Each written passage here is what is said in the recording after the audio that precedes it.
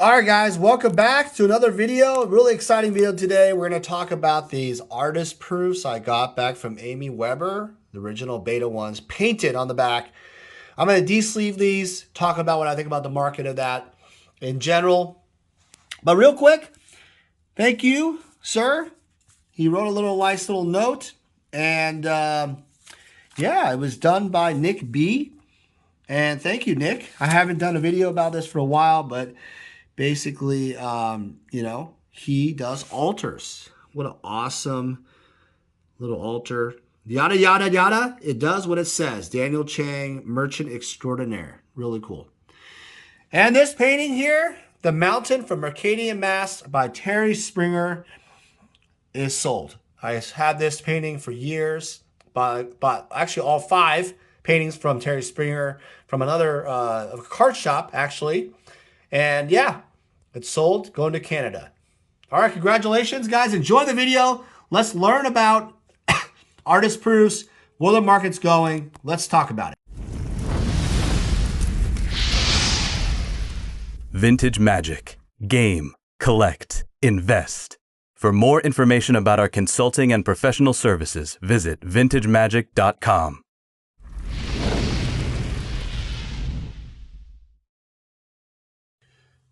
All right, guys, welcome back. It's me, Daniel, vintagemagic.com. And yes, we are going to talk about artist proofs. Before I do that, real quick, I forgot to mention Nick B's Instagram is NB Altars. N as in Nancy, B as in boy, Altars. Might be an underscore underneath that, but check it out. Thanks, Nick, for the steel artifact. All right, so artist proofs. What are artist proofs? They are blank back on the back. This was blank white on the back earlier, and they are the square corner collector's edition type of cards. Be careful, by the way. There are people that are trying to take collector's edition and international edition cards and basically stripping the backs and calling them collector's edition, but it's pretty obvious the white is not glossy anymore. These are. So if you feel it, it is a glossy finish. It's not matte. She used some gesso, which is basically before she paints these in oils. These are in oil or any type of painting. They're acidic, so it helps obviously not to go through the paper and destroy it. Really beautiful. These are highly collectible. Highly recommend it if you love magic art. All right, so all I'm going to do today is I'm going to de-sleeve them. I'm going to try to zoom in here as much as I can, but that's going to be kind of hard. All right, so I think that's pretty much it right there. So I'm going to sleeve them up and talk about it. So, actually, you know what? I got to get I'll just spread them out. They look nicer that way. All right, so artist proofs are kind of an interesting thing. I've been talking to people about this for many, many years, mentioned in my videos. I don't think I've ever really done a full video about it, partially because, well, there's been so many other topics about the reserve list, whatever, and I think it's safe to say that it has become a thing. Like, artist proofs are becoming extremely investable, collectible type of thing for magic investors, collectors alike, players. It's become a thing because I think the nostalgia factor has set in. Obviously the luxury income has increased for a lot of investors. So they're wanting to get into other things that they like and they love. I think Rudy mentioned in one of his videos about nostalgia and how people are going into it more and more. Always go back to it, even when there's a downturn. I would have to agree on that one. It is the number one reason why people go back to it is because they feel comfortable with it. They really appreciate the just the memories behind it. I mean, if you had a collectible that was your grandfather's or something, and it was passed down to your father, and then it was passed down to you, how awesome would that be? It would be so awesome because really as humans, I'm talking on a philosophical level, we really have this, all we have is the memories, right? The moments in time that we have with our family and friends. That's all we got. And if you think about like what Magic has done in terms of Magic for a lot of people, it has brought tremendous amount of memories and passion and just great things in people's lives. People on the internet like to hate about like things about this guy is spiking this price, or this guy has more cards than me, or this guy, is just manipulating the market, whatever. There's so many good things about Magic that I can say. And the most important thing I will throw out there is the memories. Speaking of memories, by the way, I will be going to Atlanta, my first time ever going to Atlanta, February 25th to the 27th to Culture Collision. eBay is sponsoring me to go. I'm going to be running some eBay auctions, hopefully during that time, and have some Magic artifacts and things for sale during that time. So, if you want to go to Culture Collision in Atlanta, check it out. I will have some fascinating, cool items and be happy to meet you there. I'm actually going to go. I'm not working at the booth, but I will be walking around looking at other vendors. It's kind of a cool convention. It actually has sneakers and baseball cards and other memorabilia. So that's really cool. Very different. So really excited about that. So thank you, eBay, again, for your partnership and stuff. Culture Collision, February 25th to the 27th. So that's a Thursday, Friday, Saturday, Sunday? Is that right? All right. Those are all copy artifacts. And by the way, shout out to my mother-in-law, Susan. Check this out. Vintage Magic soap little dishes. That's pretty cool. Different colors. Check that out. Got those for Christmas. I thought they were really cool. Thank you, Susan. Really beautiful art. If you're interested in any pottery and stuff, you can contact me. I can point you the way. Really cool. I think there should be more of that kind of stuff. I think that's kind of cool to have. I think Magic artists could totally, license out some of their product for more nostalgic things like, soap dishes, pottery, mugs, t-shirts. I'm really not sure the legalities of it all. I'm not positive on that. I believe that most artists gave up their rights to Wizards to obviously continue working for them, but some kept their rights. So I'm not sure that process, but I do know that Wizards is like doing stuff like GameStop, for example, had a huge little sale of t-shirts, Magic the Gathering t-shirts, and that was really cool. So I think that's pretty sweet. Probably do it this way, it's easier. T-shirts at GameStop, they're like $10, not too bad, but people are doing more and more of that kind of, like Wizards, I think, is getting more into the mainstream, like more like the mainstream products. And I think that's a smart idea. I think they should bring back all the old school stuff, some of the new stuff that they've done, like Jace the Mind Sculptor. I just feel like they should have it everywhere. Like, I'm just going to throw it out there. Why not have a Louis Vuitton Black Lotus bag or something?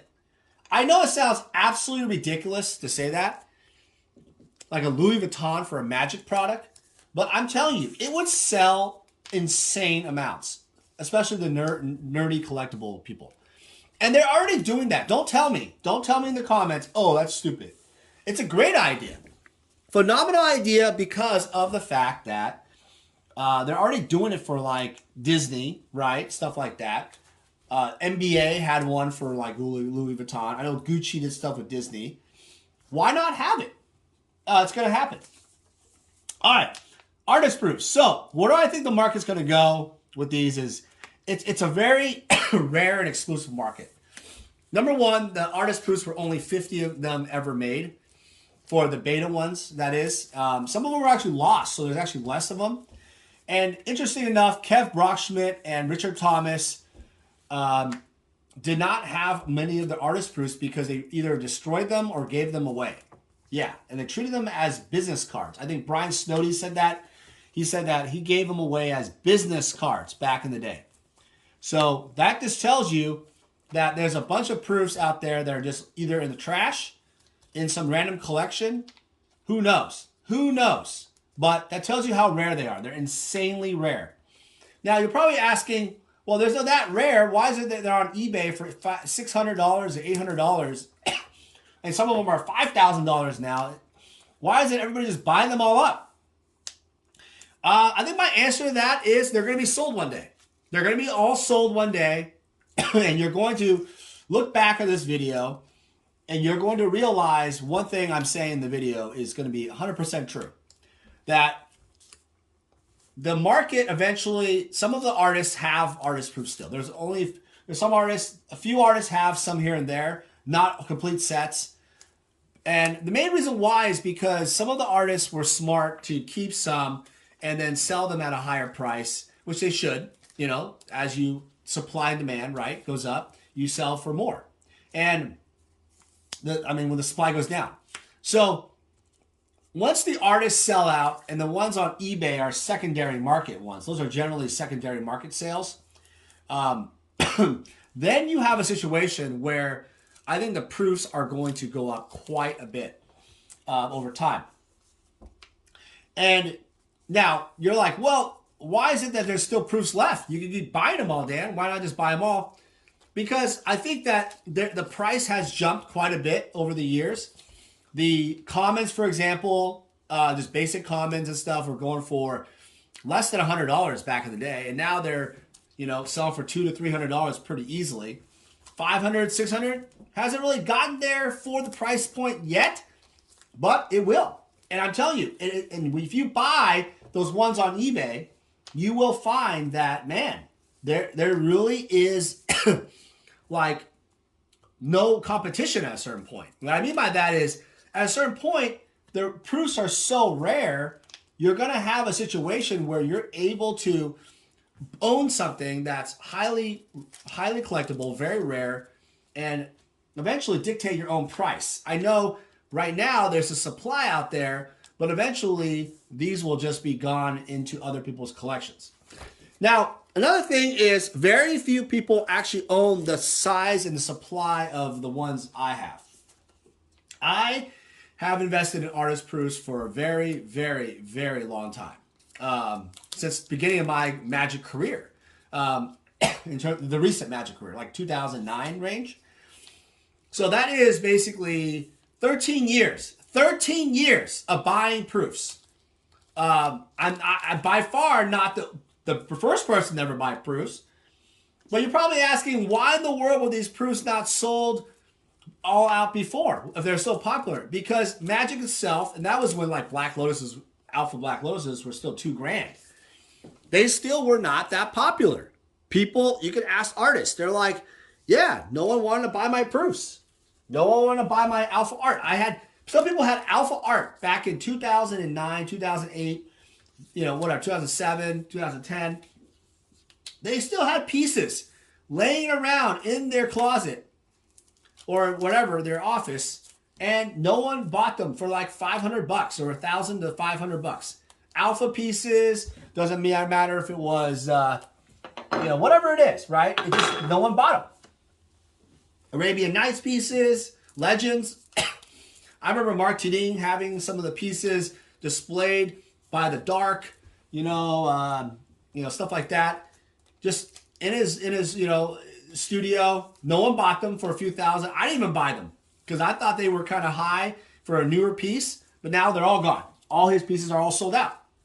And now pieces now for art are going for thousands and thousands of dollars, tens of thousands of dollars, if not close to six figures for some of them. And maybe $1 million, for the Underground Sea type of thing, Power Nines, stuff like that.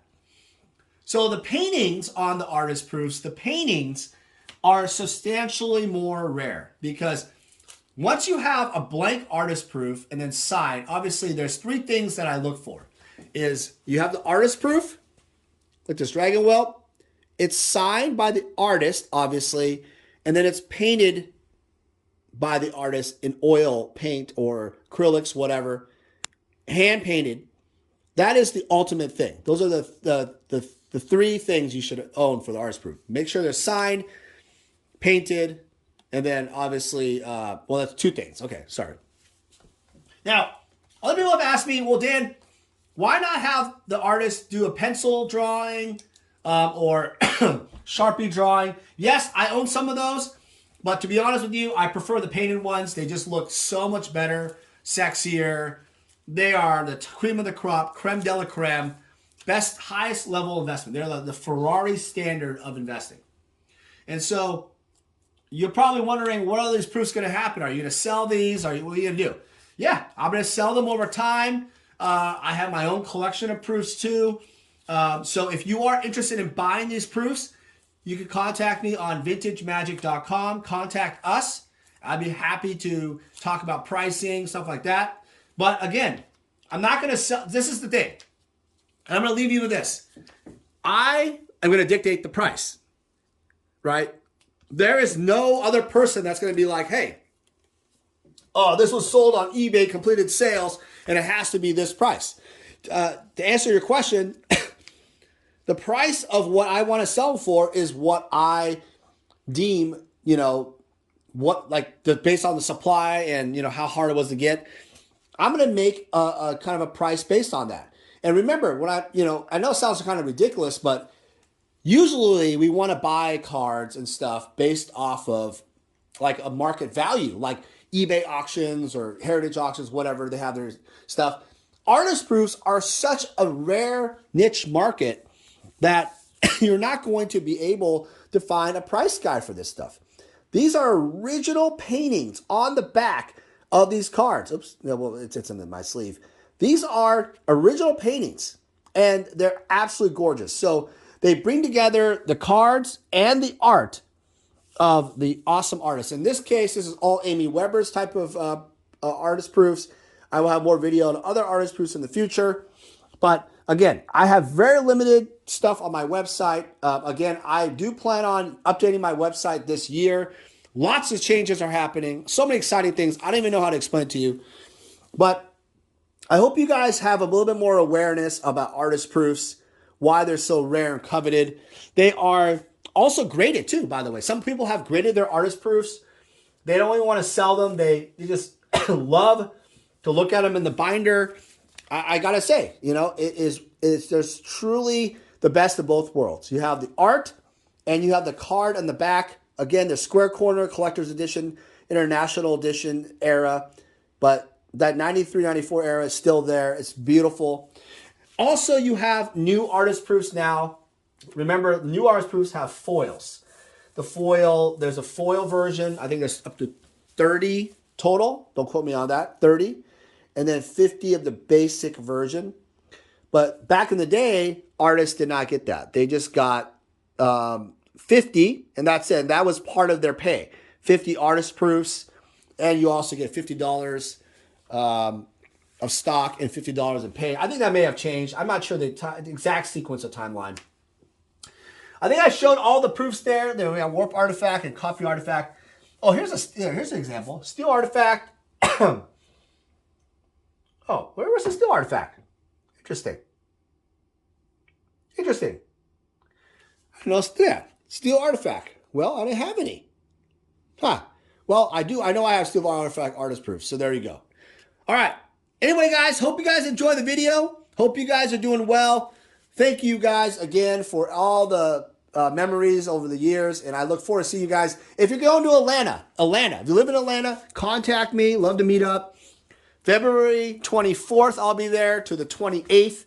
The show for Culture Collision, sponsored by eBay. February 25th to the 27th, I will have eBay auctions running lots of different stuff. Enjoy. Have a great day.